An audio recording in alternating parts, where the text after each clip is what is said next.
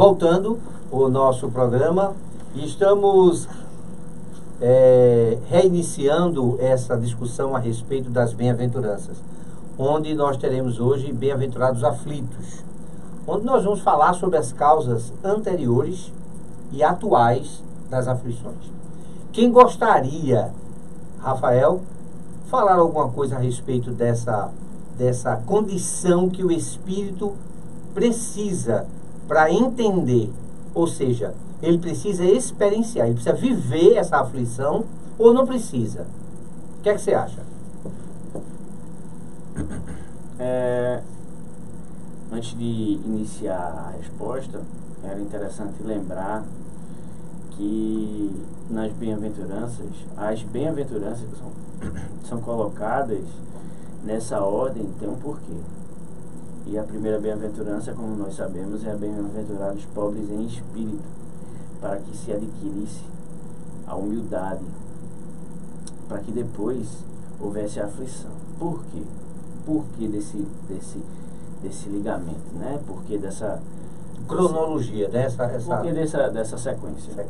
Porque se porventura um orgulhoso ou um vaidoso se afligir, sabendo de sua condição moral,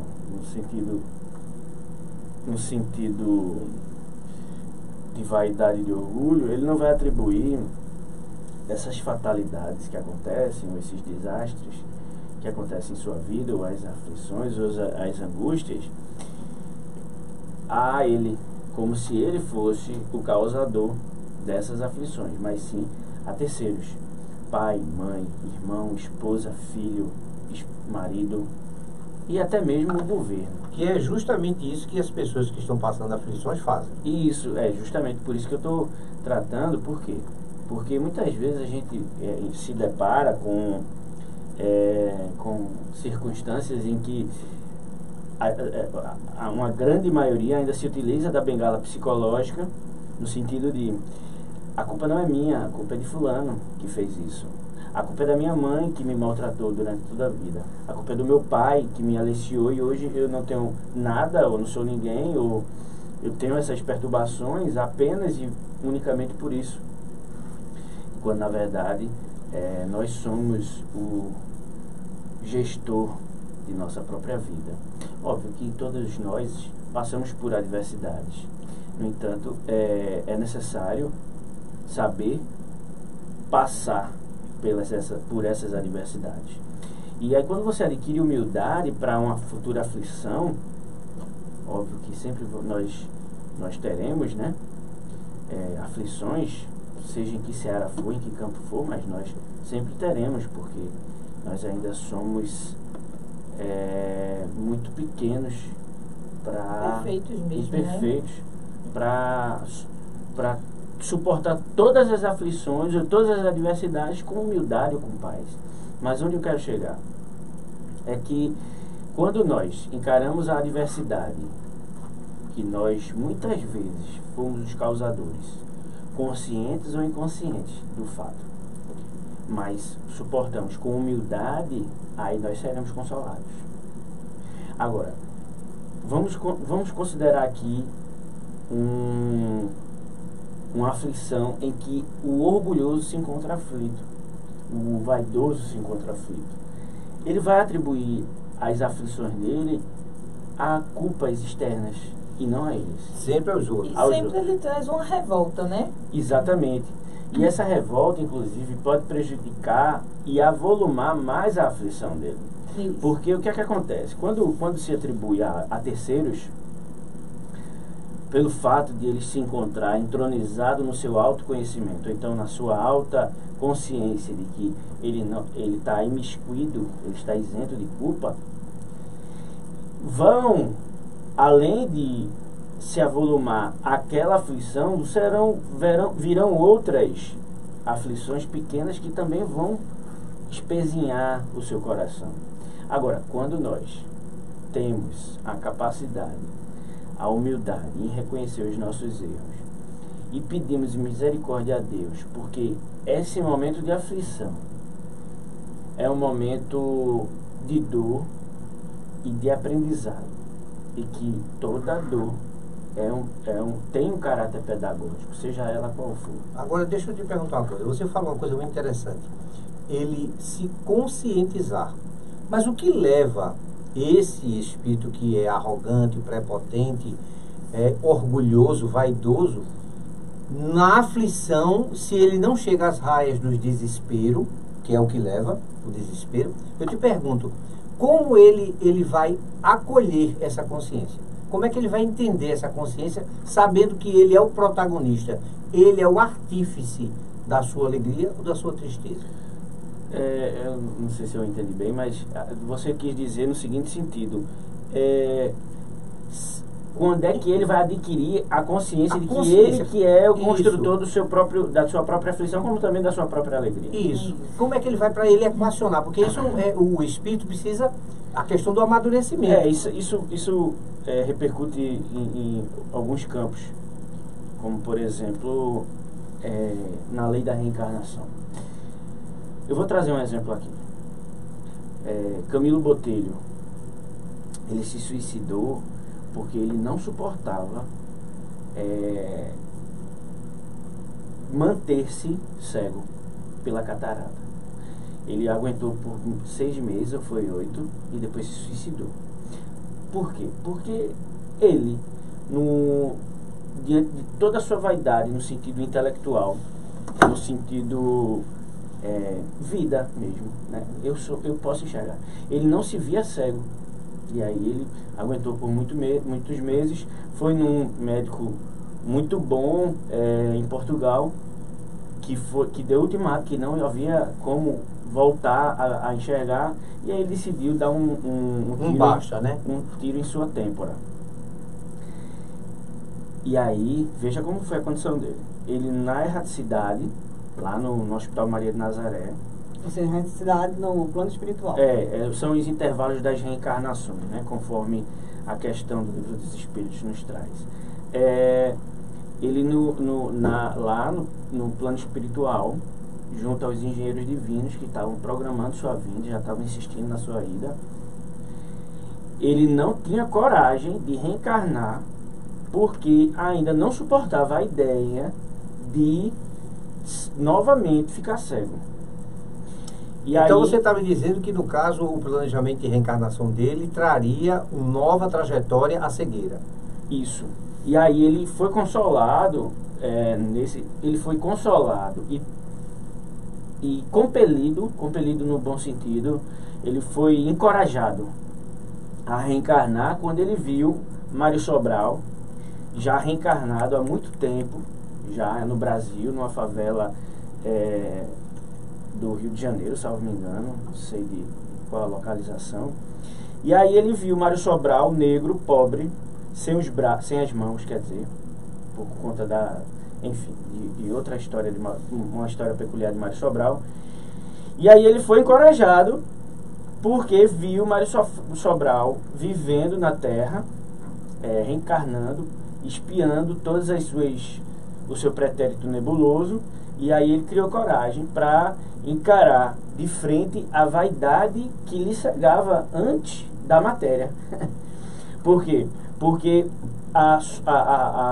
ele não tinha humildade em se ver cego. Ele não tinha em aceitar. Agora, ele estava revoltado, na realidade, né? Isso. A aceitação dele trazia nele uma revolta e uma inaceitação daquilo que viria a acontecer com ele. Então eu percebo aqui uma dicotomia em que o espírito, para tomar consciência, parece que é preciso que ele esteja no mundo espiritual. Não, eu estou apenas levantando a possibilidade. No caso aí, a doutrina espírita, ela nos traz exemplos, né, pra gente aqui, porque muitas vezes a gente fica realmente sem entender a situação. Porque, deixa eu só colocar aqui, exemplos, a gente começa que eu gostaria muito que você entrasse agora. Né? Quando você falou em exemplo, eu sei que você deve ter alguma coisa engatilhada aí. Mas vejam lá, então eu tenho um espírito que, voltando à erraticidade, voltando ao mundo espiritual, ele tomou consciência através de ver o exemplo de alguém, a necessidade de reencarnar. Então, a aflição pode ser ligada a causas atuais ou causas anteriores. Isso. Então, Edneide, como a gente pode distinguir e entender, como você diz, com um exemplo que ele teve no mundo espiritual, em ver um reencarnado superando a aflição de não ter as mãos, não é isso? Que é o caso, né? Que pobre, Sobral ele era negro. rico, tinha dinheiro na encarnação anterior. E hoje está sofrendo com todas essas adversidades. Tá. Vamos lá, Dineide. Então, como é que você vê essa questão, essa dicotomia? Será que é somente o processo de se conscientizar no mundo físico, se conscientizar no mundo espiritual? Será que, como é que ele toma essa consciência? Eu quero chegar nessa parte da consciência, porque isso servirá para muitos dos nossos Tem que espectadores. desenvolver a humildade, a fé em Deus, né? Porque a gente tem que ter precisa ter essa certeza de que nós não somos fruto do acaso, ninguém está aqui por acaso, as reencarnações são planejadas, existe todo um planejamento. Então, quando a gente aceita que Deus é misericordioso e bom, que nos ama igualmente, né, que a gente vai reconhecer que não há injustiça, né, nos planejamentos, não há injustiça para com nenhum dos seus filhos. Deus não é injusto para nenhum dos seus filhos. E aí a gente começa a trabalhar o que também? A paciência. Porque com essas adversidades que nos surgem aqui, né, é uma forma também de a gente trabalhar. Quando a gente fala das causas atuais, isso, né, nas causas atuais, a gente é um fator também da gente trabalhar a paciência em nós. Eu me lembro de um trecho do Evangelho onde a mulher estava acamada e o Espírito dá a mensagem dizendo que aquela aflição dela, a doença dela, era para desenvolver nela, não era de causas anteriores, não era resgate de nada errado que ela tinha feito no passado, mas sim a doença limitava ela para ela trabalhar e desenvolver a paciência. Então a gente diz assim, eu sou tão impaciente, eu queria tanto ser paciente, né? Então Deus dá mecanismos, formas, maneiras de você trabalhar e desenvolver essa paciência em você, né? Essa virtude, que é uma virtude grandiosíssima. Né? Que todos nós precisamos, porque quando a gente não desenvolve ela, o que é que acontece? A gente se desespera. A gente se desespera diante de uma aflição e a gente termina antecipando os fatos ou se através dessa antecipação a gente vai sofrer muito mais as consequências dela, porque a gente não espera. Às vezes é uma doença que hoje não tem cura, mas daqui a pouco tempo pode surgir, né? Porque ele tem a cura daquela doença, né? Surge outras causas também. Então, assim, a gente trabalha isso dentro da gente. E quando a gente também não descobre as causas atuais, a gente vai remontar um passado anterior. Bom, eu devo ter feito alguma coisa para hoje estar passando por isso. Então, é trabalhar dentro de nós, assim, e procurar remontar isso aí. Então, nem tudo é revelado. Por quê? Porque a gente não tem estrutura psicológica atual para saber de todo o nosso passado. Então, quando a gente retorna para o plano espiritual, aí a gente tem essa explicação, né, dos nossos toma amigos, consciência, né? Aí toma essa consciência, porque a gente vai saber, aí é quando passa a revolta. E aí, quando essa pessoa, assim, eu entendo que no momento em que ela recebeu, né, a informação de que ela precisa, para ela trabalhar a paciência, então, à medida em que ela teve esse conhecimento, ela trabalhou nela a revolta e passou a entender o propósito. Aí é quando a gente entende que dentro dessa bem-aventurança o mestre vem chamando a gente a trabalhar em nós a resignação. Exato, nos resignarmos diante das dores, diante das aflições. Por quê? Veja, dentro de uma causa atual, como ela está falando, não, ela precisou passar por isso. Eu acho isso algo assim muito importante da gente falar. Por quê? Porque dentro da dor, sempre quando a gente se revolta diante das dores que nos ficarmos cegos de ver as. Então, Cristiana, eu percebo que diante dessa bem-aventurança, o Rafael nos trouxe uma virtude, que foi a humildade. E percebemos que a Dineide trouxe a questão da paciência, né, que vem nos auxiliar nessa formação. Mas você nos fala a respeito dessas causas anteriores, né, e atuais como uma aprovação? Como na realidade a gente passa por situações em que nós precisamos vencer as nossas más inclinações. E quando essas dores elas se apresentam em nossas vidas, elas vêm para que a gente possa exercitar esse trabalhar interior. Então, quando a gente passa pela dificuldade, pela dor, e a gente se revolta, nós não conseguimos olhar e ter o olhar adequado para esse aprendizado. Por isso que essa bem-aventurança vem chamar a todos nós a trabalhar a resignação. Porque é o você compreender a justiça divina como um Deus justo, de fato, né? Soberanamente bom, e que nada está acontecendo porque você é o coitadinho. Muito pelo contrário. Reforçando, no caso, reforçando aquela ideia da humildade que o Rafael passou. Isso. Que a pessoa reconhece que está passando diante das suas próprias necessidades. E a dor, quando ela chega, quase que forçadamente nos faz trabalhar essa humildade. Eu acho tão engraçado porque vi um depoimento de uma pessoa que estava com câncer junto a uma médica, e a médica, assim, tentando conversar, trazer um ânimo maior para aquela pessoa que estava passando por aquela dificuldade. E aí a pessoa olhou para a médica e disse assim, essa doença não veio me trazer só a situação que eu estou passando de dor, mas ela também está me fazendo sentir muitas vergonhas para eu trabalhar a minha verdade e o meu orgulho. E eu estou começando a aprender a ser um pouco mais humilde. Quer dizer, ela mesma reconhecendo que, dentro de todo o processo que ela estava passando, ela ainda tinha dentro dela muita vaidade, muito orgulho, e que todo o trabalhar da doença vinha também trabalhando interiormente ela nessas questões, para que ela pudesse exercer dentro dela a humildade. Né? E aí, revoltar-se vai trazer a solução? Não. É por isso que muita gente, só interrompendo, muita gente passa pelo o sofrimento da doença e depois que consegue superar, vencer a doença, diz assim, eu hoje já não sou mais a mesma pessoa de antigamente. A doença veio trazer muitas lições, muitos ensinamentos. Eu aprendi muito pelo período que eu passei de sofrimento, de convalescência, e hoje eu já começo a me amar mais, hoje eu já tenho uma visão diferente do mundo. Então, serve também para essa reflexão, para essa melhora interior. Tem outros que se entregam, né? A depressão, a tristeza, ele não consegue vencer isso aí. Então, ele mesmo busca se entregar ao sofrimento, né? Não trabalha. Já outros passa a ser até motivador depois de fazer campanhas, trabalhar para ajudar outras pessoas, dizer, olha, eu venci, eu superei, eu consegui passar, e agora você também pode. Né? Através do exemplo, né? Com certeza. Rafael tá arquitetando uma coisa aí para complementar essa colocação da Edneide.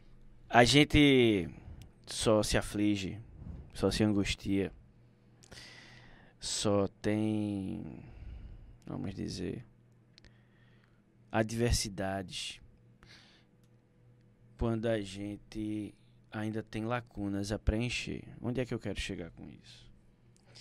Vou trazer uma analogia com relação às tendências criminosas ou às falhas humanas. Vamos considerar que nós estamos aqui e vocês vão embora e deixa todo esse maquinário e eu ainda continuo aqui. Se porventura eu tiver vício ou hábito de furtar, eu vou ficar tentado. Enquanto todo esse maquinário aqui, eu vou ficar tentado em levar para casa. Isso vai mexer comigo. Com certeza. Da mesma forma que aqueles que se encontram ainda com a volúpia sexual, a impulsividade sexual, a força sexual ainda, vamos dizer, não canalizada para um fim edificante, pode ser que ao ver uma mulher bonita ou um homem bonito, porque só não existe, isso pode ser tanto com homem como mulher, ao ver um homem bonito ou uma mulher bonita com a sainha, ele seja mexido para ver, para visualizar, para apreciar. ela ou ele. Ou seja, aquilo também mexe com o ser humano. Da mesma forma, em outros campos que a gente poderia trazer como exemplo. É com um grande leque, né? Ela poderia ser estendido a todos os campos. Um derradeiro pra gente, pra eu chegar no ponto que eu quero. Estamos aqui em 5. E aí, Cris traz uma garrafa de cerveja. Vocês não bebem. E eu, vamos dizer que eu estou na abstinência, tentando me tratar desse alcoolismo.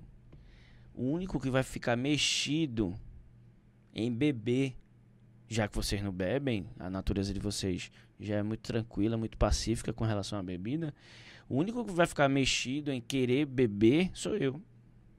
Porque eu já tenho isso dentro de mim. Onde é que eu quero chegar? A mesma coisa é a recepção da dor, da aflição. Porque quando você, por exemplo, tem pessoas que recebem o câncer, conforme já foi dito aqui, de forma muito tranquila, muito resignada.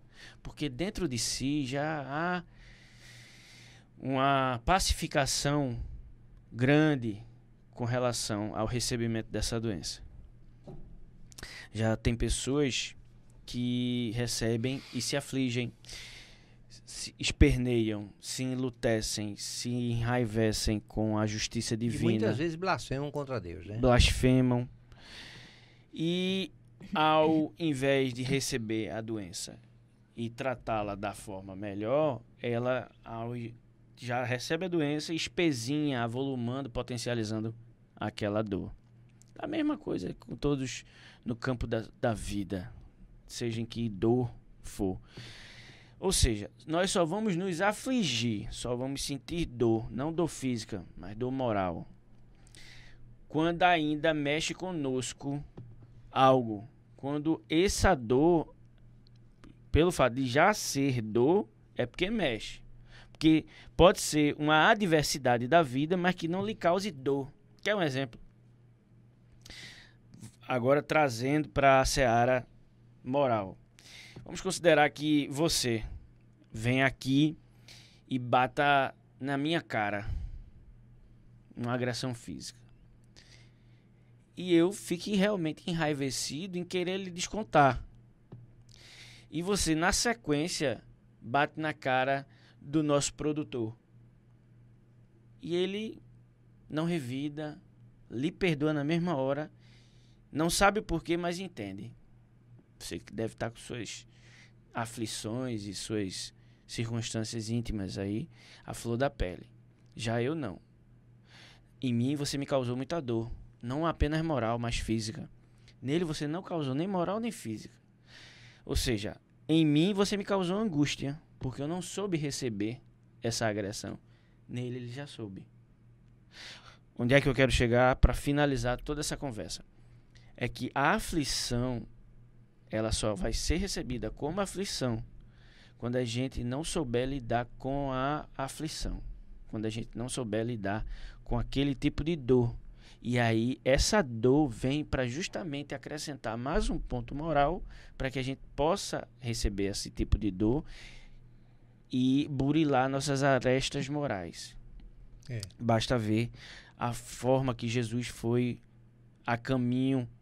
no caminho do Gólgota ao Calvário, em que em momento nenhum ele se enraiveceu, em momento nenhum ele blasfemou contra o Pai, em nenhum momento ele tiranizou aqueles que o tiranizavam. Ao contrário, no ápice da sua dor, ele ainda pediu perdão por todos, porque não sabia o que faziam. Ali a gente vê um arquétipo de homem no sentido sublimado, em que já não há aflição ali, há dor física, mas não há aflição, porque ele já sabe receber aquela aflição com mansuetude, com resignação. Essas colocações que nós fazemos a respeito das aflições das pessoas e como elas recepcionam, nos demonstram que alguns já atingiram o ápice de algumas virtudes, como vocês mesmo enumeraram, resignação, humildade, paciência, onde as pessoas vão compreendendo as razões pelas quais os outros nos afligem.